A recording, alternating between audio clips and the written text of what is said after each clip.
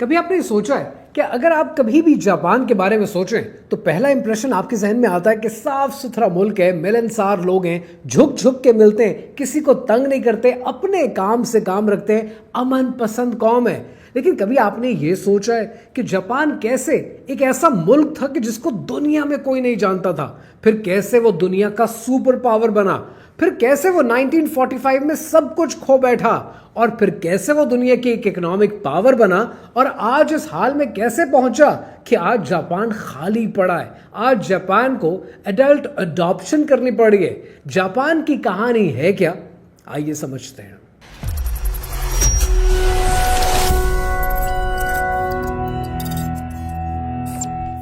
ये कहानी शुरू होती है सन 1603 में, क्योंकि सन 1603 से लेकर 1868 तक जापान के अंदर फ्यूडलिज्म था। ये जो आज आप मार्शल आर्ट्स देखते हैं, सैमुराई की मूवीज देखते हैं, द लास्ट सैमुराई देखते हैं, ये सब जापान के इस 250 साल की पैदावार है कि जब जापान में छोटी छोटी रियासतें हुआ करती थी। जापान की इकोनॉमी एग्रेरियन थी, एग्रीकल्चर पे चला करती थी, और इन छोटी रियासतों को, इन शोगनाट्स को मिलाकर एक बड़ा शोगनाट बना। और इस शोगनात के अंदर सिर्फ दो चीजें अहम थी। जापान एक एग्रीकल्चरल कंट्री था और जापान एक मिलिट्री पावर था। सारी रियासतों की पावर एक सेंट्रलाइज पावर में कन्वर्ट हो जाती थी। लेकिन फिर 1868 में जापान ने एक मुश्किल फैसला किया। जापान ने अपने बादशाह बदले और मुत्सुहितो ने इक्तदार संभाला।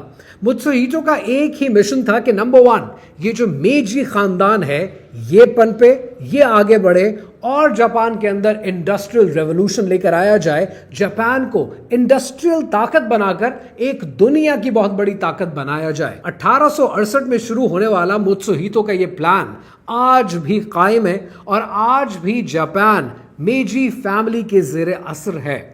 मुत्सुहितो ने सबसे पहला काम यह किया कि उसने इंडस्ट्रियलाइजेशन के लिए दुनिया के मुख्तलिफ ममालिक से राब्ते किए, मुख्तलिफ रियासतों को देखा और अपने मुल्क को इंडस्ट्रियलाइज बनाने की कोशिश की। जापान 1904 तक एक लीडिंग इंडस्ट्रियल कंट्री बन चुका था। लेकिन जब भी कोई मुल्क एग्रीकल्चर को छोड़कर इंडस्ट्रियलाइज्ड होने की कोशिश करता है और इंडस्ट्रियलाइजेशन में दुनिया में नाम कमाने की कोशिश करता है, उससे रॉ मटेरियल चाहिए होता है। और चूंकि ये वो दौर था कि जब ब्रिटिशर्स इंडिया आए, दुनिया जहां में इंपीरियलिज्म थी, तो जापान ने भी अपनी इंपीरियलिज्म का इस्तेमाल किया और मुख्तलिफ इलाकों पर कब्जे करने शुरू किए। 1904 और 1905 के बीच में जापान और रशिया ने एक जंग लड़ी और जापानी इतने तेज मिलिट्री में इतनी पावर रखते थे कि उन्होंने रशिया को हरा दिया। और इसी दौर के अंदर 1910 आते आते कोरिया पे कब्जा कर लिया, चाइना की मंचूरियन रियासतों के ऊपर हमला किया, उनके सूबों को अपने साथ मिलाने की कोशिश की और उनसे आयरन, रबर, जो कुछ वो हासिल कर सकते थे वो हासिल करना शुरू किया। अब यहां पर समझने वाली बात यह है कि सन 1910 और 1912 तक इस दुनिया में 5 बड़ी ताकतें थीं। यूनाइटेड स्टेट्स, यूनाइटेड किंगडम यानी ग्रेट ब्रिटेन, फ्रांस, जर्मनी और जापान। और इसी दौर को आगे बढ़ाते हुए जापान ने अपनी इंपीरियलिज्म जारी रखी। जापान को सेकेंड वर्ल्ड वॉर में कोई दिलचस्पी नहीं थी। उसकी दिलचस्पी सिर्फ इस चीज में थी कि उसकी मशीनें चलती रहें, उससे एक्सपोर्ट के ऑर्डर्स मिलते रहें। और जापान ने फैसला किया कि चाइना के अंदर मजीद एक्सपेंशन करने की जरूरत है। और मैं बात कर रहा हूं 1937 की, क्योंकि 1937 तक जापान को शिद्दत से आयरन और कोल की जरूरत पड़ी और उसकी इस कमी को चाइना की रियासतें पूरा कर सकती थी। जापान ने निनजियांग के अंदर कब्जा करने की कोशिश की और फिर 1937 का निनजियांग मैसाकर हुआ। इतने लाखों औरतें मारी गईं, बच्चे मारे गए, औरतों की इस्मत लूटी गई, लेकिन जापान अपने काम से बाज नहीं आया। जापानी फौज को पूरी दुनिया में जालिमाना फौज के तौर पर जाना जाता था। 1939 तक यूनाइटेड स्टेट्स जापान को ऑयल एक्सपोर्ट करता था और जापान अपनी 80% ऑयल की इंपोर्ट सिर्फ यूनाइटेड स्टेट्स से करता था। लेकिन अमेरिका को बिल्कुल पसंद नहीं था कि जापान चाइना में एक्सपैंड करे और चाइना में उसकी इस एक्सपेंशन को रोकने की कोशिश भी की, लेकिन जापान बाज नहीं आया। अमेरिका ने उसको धमकी दी कि हम अपना ट्रीटी खत्म कर देंगे, तेल बेचना बंद कर देंगे। जापान फिर भी बाज नहीं आया और फिर 1939 में अमेरिका ने ट्रीटी कैंसिल कर दिया, जापान को तेल बेचना बंद कर दिया। अब जापान के पास सिर्फ 18 महीने का तेल बाकी था।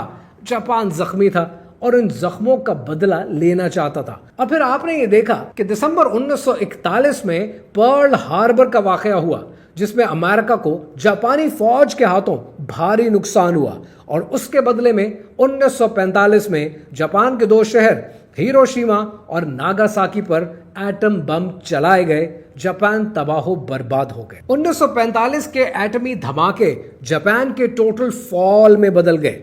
जापान की इकोनॉमी तबाह हो गई, लोग भूख से मरने लगे, हाइपर इन्फ्लेशन आ गई। 1945 से लेकर 1952 तक जापान ने पैसिफिस्ट कॉन्स्टिट्यूशन अपनाया, आर्टिकल 9 के तहत अपनी फौज खत्म कर दी, अपनी इकोनॉमी पर फोकस करने की कोशिश की, और जनरल डगलस आर्थर ने जापान की एक कमांड संभाली। और जब सही कमान संभाली, जापान को तरक्की करने के लिए, आगे बढ़ने के लिए रकम की जरूरत थी, और यह मदद अमेरिका ने की, और अमेरिका ने उसको $3 बिलियन दिए कि अपनी इकोनॉमी को बूस्ट करने की कोशिश करें। लेकिन जापान पर दूसरी ब्लेसिंग तब हुई जब 1950 के अंदर कोरिया में जंग छिड़ी, जहां पर यूएसएसआर कोरिया को अपनी तरफ कम्युनिज्म की तरफ खींचता रहा, और दूसरी तरफ यूनाइटेड स्टेट्स कोरिया को अपनी तरफ यानी कैपिटलिज्म की तरफ खींचना शुरू हो गया। अब इस जंग के लिए अमेरिका को जमीन दरकार थी कि कहीं पास जाकर एक बेस बनाकर ये जंग लड़ी जाए। ये जंग लड़ने के लिए जापान ने अपनी सरजमीन प्रोवाइड की, और अमेरिका ने एक और $3 बिलियन जापान को अदा किए। इन $6 बिलियन से जापान ने अपनी इकोनॉमी को बूस्ट करने का फैसला किया, इकोनॉमिक कॉरिडोर्स बनाए, इंडस्ट्रियल जोन्स बनाए, और 1945 की एटम बम की कहानी 1965 के इकोनॉमिक रिवाइवल में बदल गई।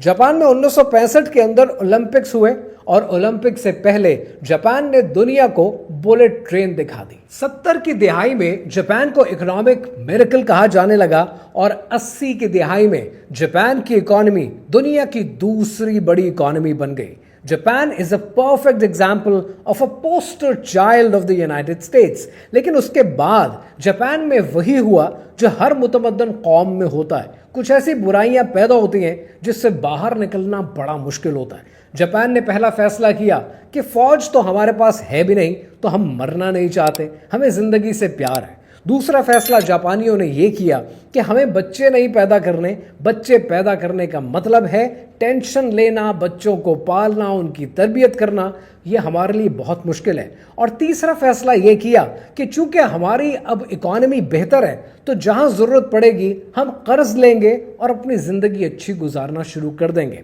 जापान में low maintenance girlfriends, robotic wives, इस तरह के कॉन्सेप्ट्स कॉमन हो गए। जापान की आबादी बढ़ने की बजाय घटना शुरू हो गई। और फिर 1990 की वो दिहाई आई जिसको जापान में लॉस्ट डेकेड कहते हैं, कि जब एसेट बबल बर्स्ट हो गया, डिफ्लेशन हर तरफ छा गई और इकोनॉमी स्टैग्नेंट हो गई। जापान की हुकूमत को यह समझ में आ गया कि लेबर बहुत बड़ा फैक्टर ऑफ प्रोडक्शन होता है, और अगर हमारी लेबर ही कम हो जाएगी तो हम दुनिया में सरवाइव नहीं कर पाएंगे। जापान की पॉपुलेशन हिस्ट्री में सबसे ज्यादा 2008 में गई है, कि जब उनकी आबादी 12 करोड़ हो गई, और उसके बाद से वो डिक्लाइनिंग कर्व है कि अब ये इरिवर्सिबल है, अब ये आबादी कभी नहीं बढ़ सकती। 1990s में अपने आने वाले लेबर शॉर्टेज के प्रॉब्लम्स को हल करने के लिए जापान ने technical intern training programme TITP launch किया, और specified skilled workers programme launch किया। 2025 आते आते आज Japan specified skilled worker programme के तहत 8,20,000 लोगों को जापान में लाकर आबाद करने वाला है।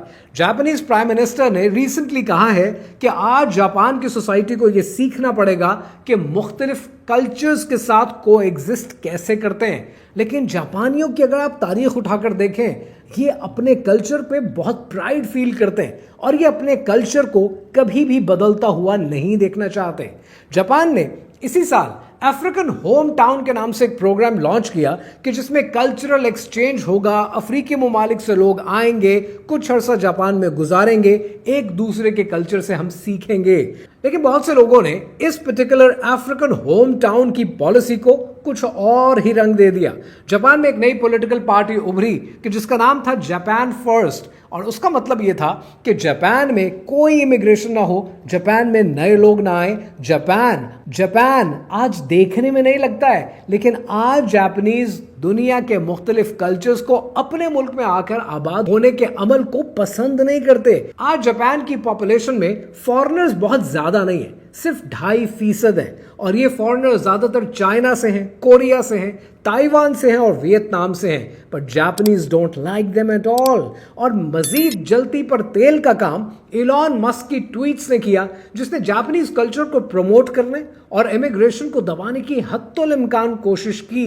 पर जापानीज क्या अपने इस कल्चर को बदल पाएंगे? क्या जापान इमिग्रेशन के नाम पर दुनिया के मुख्तलिफ नेशनैलिटीज को अपने मुल्क में और अपने कल्चर में जगह दे पाएगा?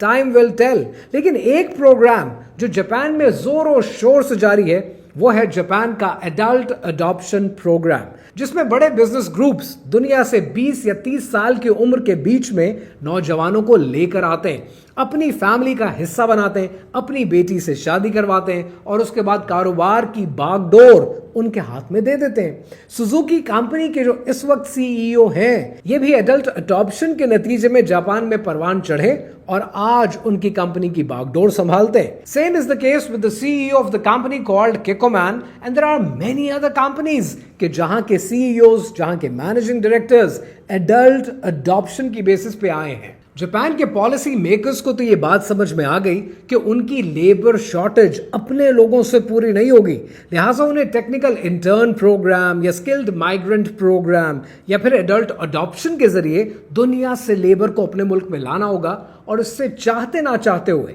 जापान का कल्चर बदलेगा। अब ये आपके ऊपर है कि आप जापान किसी टेक्निकल प्रोग्राम में जाते हैं या किसी स्किल्ड वर्कर के तहत जाते हैं और स्किल्ड वर्कर बन के जाते हैं, या फिर एडल्ट अडॉप्शन करके जाते हैं और किसी की कंपनी और उनके घर की बागडोर संभाल लेते हैं। The future that I see is very bright, कि मजा आएगा सुनकर और देखकर कि पाकिस्तान से लोग रिश्ता लेकर जापान जा रहे होंगे और जापान से लोग रिश्ता लेने के लिए पाकिस्तान आ रहे होंगे। It would be a future worth watching. मेरे साथ रहने वालों, मेरे बाद आने वालों, मेरे दौर का ये तोहफा तुम्हें साजगार आए।